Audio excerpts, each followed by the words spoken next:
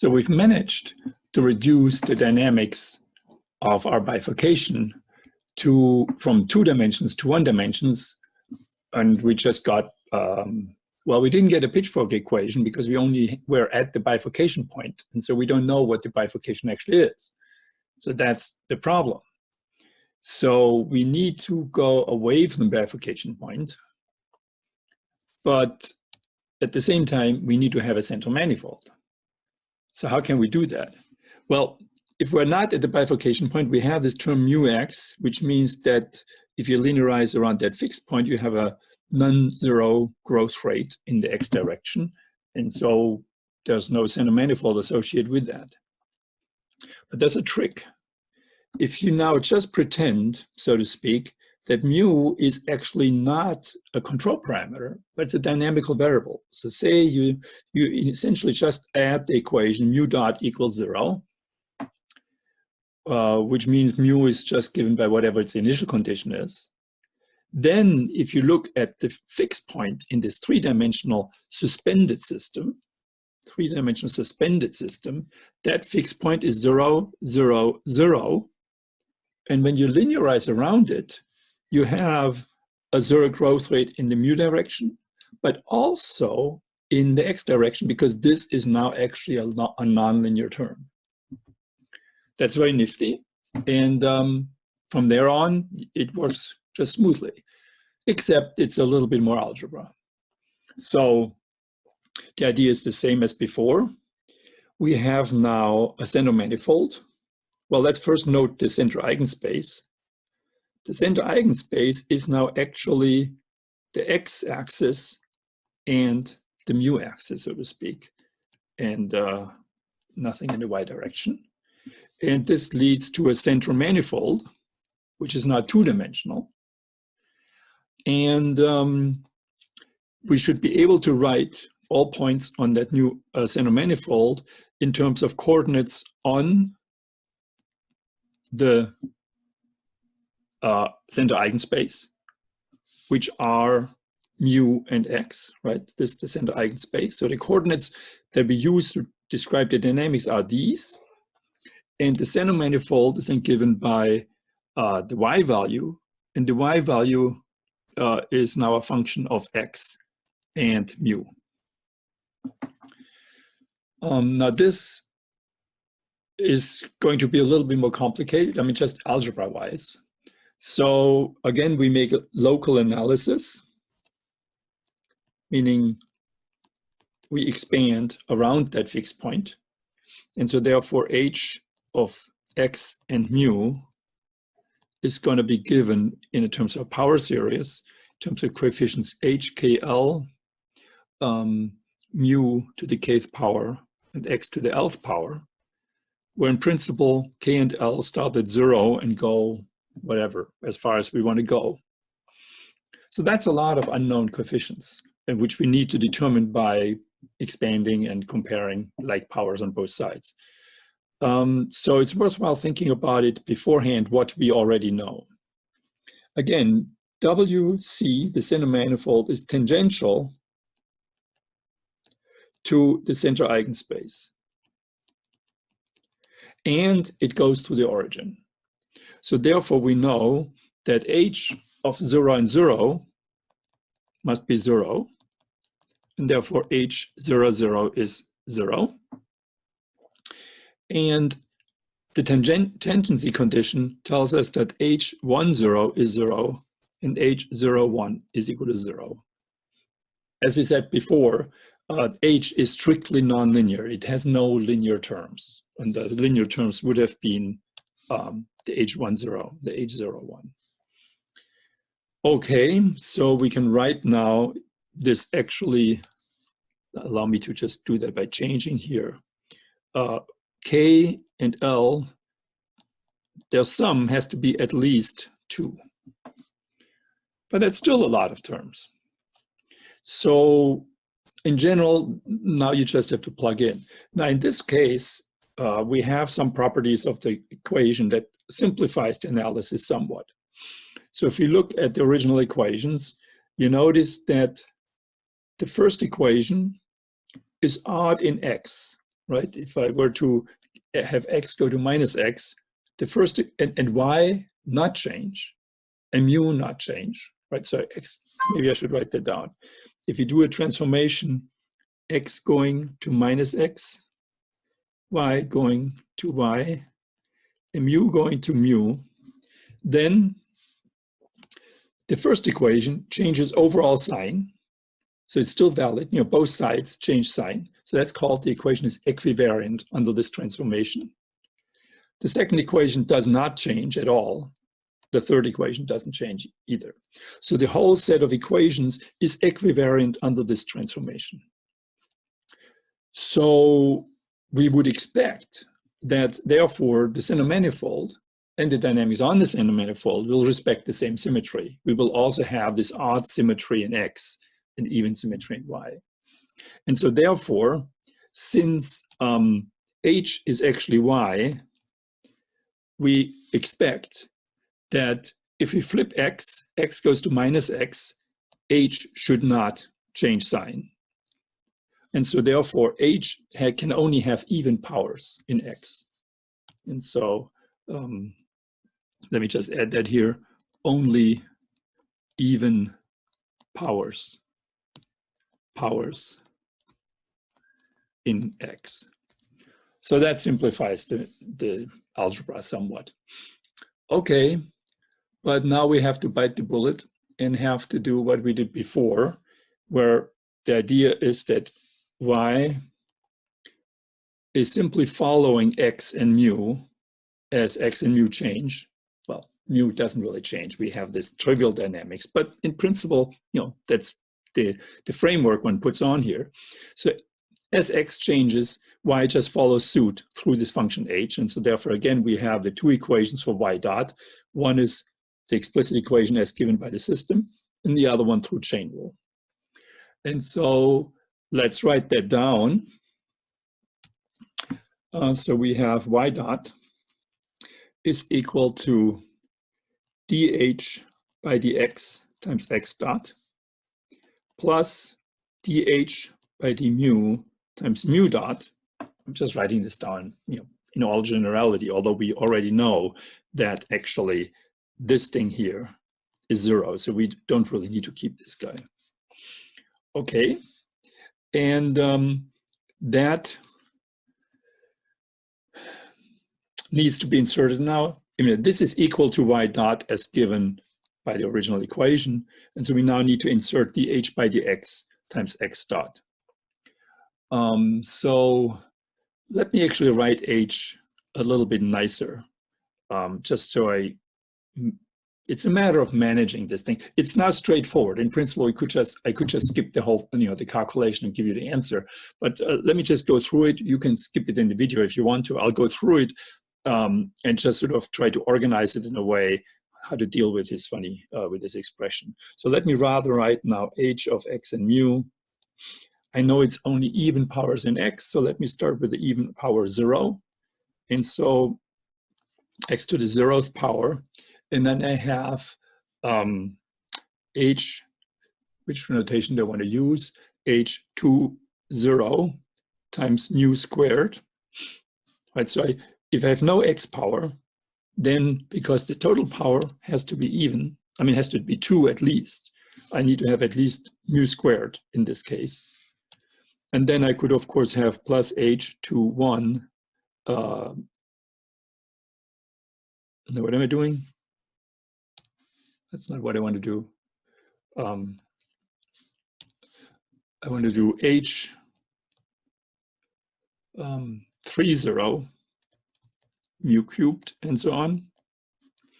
And then I have an x squared term. That can't be a linear term. So an x squared term. So this could be an H0 with no mu in it. And then plus H1 2, which has a mu point, a mu, plus, and so on. And finally, I also have x to the 4th with an H04 and in principle an H14 mu, and so on. So there's a whole bunch of these guys. And so now I need to plug in. So I guess I just have to do that. So I get now, if I start with the left-hand side here, dh by dx times x dot. I get dh by dx starts with this term. Okay, so let's do that. We have 2x times h02 plus h12 mu plus stuff.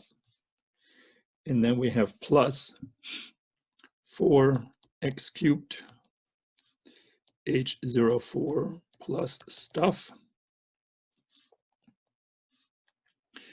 So this is dh by dx, and this needs to be multiplied with x dot. X dot, what is x dot? X dot is given by mu x. So this is multiplied now with mu x plus xy, so plus x, and now we have to have the y here, which is, what is y? It's, oh, sorry, it's right here. It's h20 mu squared plus, and so on, plus x squared times h20 plus stuff, plus x to the fourth, but I won't need that anymore. So that is x, what is x dot? X dot is equal to mu x plus xy minus gamma x cubed. We need the minus gamma x cubed still, minus gamma x cubed. And this has to be equal to y dot as given by the original equation. So let's just zoom back quickly, which is minus y plus x squared minus y squared. Okay, minus y. So that's equal to minus y, which is of course h, which is equal to h20 mu squared plus h30 mu cubed plus stuff plus x squared h02 plus h12 mu plus stuff plus x to the fourth h04 plus h14 mu plus stuff. So this is minus y. So what do we have in addition? We have minus y plus x squared and then minus y squared. Okay, plus x squared. And then minus y squared, which is the whole thing here squared, this whole thing squared. Okay, so what do we need? We need h20 mu squared plus stuff, and then we have x squared h02 plus stuff plus x to the fourth. We don't need to square anymore, so we have stuff squared. Okay, little monster, what are we going to do with this?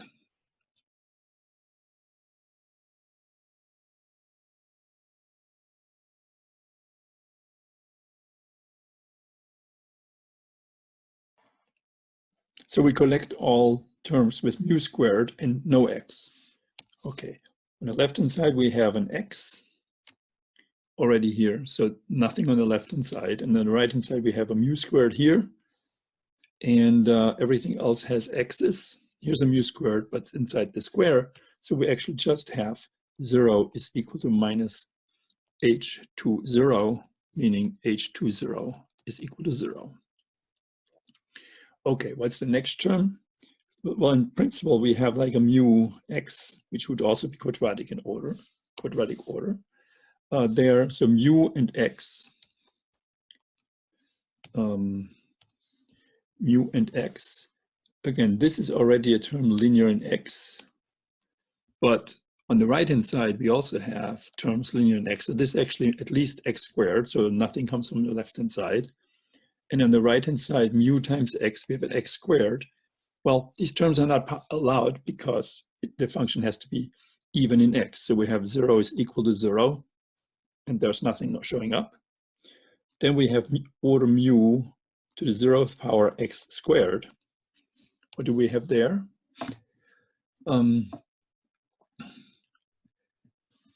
We have still x squared, but it has a mu with it, and then x mu squared, x to the fourth, nothing on the left-hand side.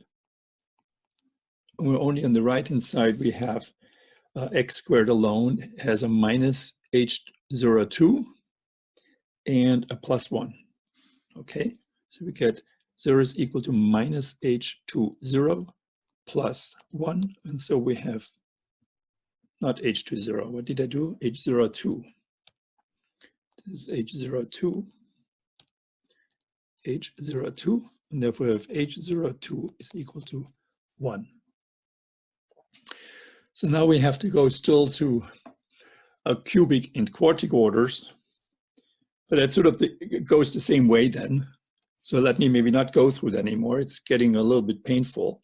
And so let me just write down. So when you go to order mu x squared, that's a cubic order term, then you find out that h12 is equal to minus 2. And when you go to order mu to the 0th x to the 4th term, you find out that h04 is equal to 2 gamma minus 3. And so when everything is put together, finally, you have that y is given by x squared minus 2 mu x squared plus 2 gamma minus 3 x to the 4th. So that's our center manifold. The dynamics is again given as before, where we plug in now this y, we plug into the original equation for x dot. Where is it? Right here. So we plug in the y that we now have into the equation for x dot, and that gives us the following result. So we get then x dot is equal to mu x minus gamma minus 1 plus 2 mu x cubed plus 2 gamma minus 3 x to the 5th plus higher order terms. So this is our result now for this bifurcation, not only at the bifurcation point, but really in the vicinity of it. And so this is not this a gamma. And so now we see this is actually a pitchfork bifurcation, right? It's a pitchfork bifurcation. And the cubic coefficient sitting right here is actually not simply given by minus gamma, but, well, as we saw before, it's modified by this term from the y squared, but now actually also mu itself shows up. And so this bifurcation is a pitchfork bifurcation that is supercritical when gamma is bigger than 1. And okay, let me say something about that in a moment. And it's subcritical if gamma is smaller than 1. If gamma is smaller than 1, then this 1 wins over the gamma and you have a positive coefficient. If gamma, and I'm really assuming gamma is not close to 1. I'm saying that because if gamma was really close to 1, then this mu term here could modify the sign of that cubic coefficient after all. And that makes the situation actually much more complicated. So, if you actually look at the case gamma approximately 1, you get actually more complicated diagram, which is worth looking at, but it's sort of, well, it's a sort of special, but more complicated. And so the main result here is really that we have, if gamma is definitely bigger than 1, as in order 1 number above 1, then we have a supercritical pitchfork, and if it's below 1, we have a subcritical pitchfork. And just to summarize what the point of this lengthy algebra was, it's really the introduction of the suspended system, where we know we need to have a center manifold, and for that center manifold, we need to have that even the x coordinate, which is in the center eigenspace, when mu is not 0, this has to be a nonlinear term. And we do that by introducing mu as a dynamical variable in this form.